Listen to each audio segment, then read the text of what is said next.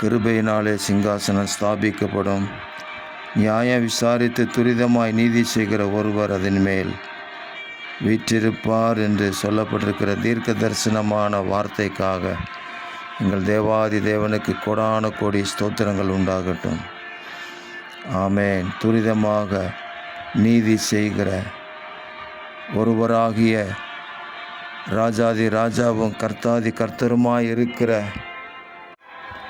எங்கள் இயேசு மகாராஜாவே, நீர் உம்முடைய இரக்கத்தை உங்கள் பிள்ளைகள் மத்தியில் அளவில்லாமல் வெளிப்படுத்துகிறதற்காக ஸ்தோத்திரம். தடைப்பட்டு கிடக்கிற நன்மைகள், ஆசீர்வாதங்கள் சீக்கிரமாக உங்கள் பிள்ளைகளுடைய கரங்களிலே கிடைக்கும்படி நியாயம் செய்வீராக.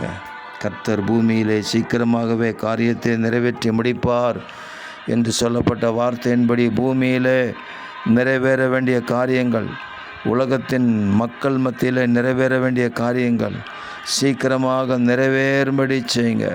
தேவ ராஜ்யத்தின் மகிமை மனுக்குலத்தின் அத்தனை மக்கள் மத்தியிலும் வெளிப்படுவதாக. எங்கள் தேவரீர் அப்படி செய்கிறதற்காக ஸ்தோத்திரம். ராஜ்யமும் வல்லமையும் மகிமை என்றென்றைக்கும் உடையவைகளே.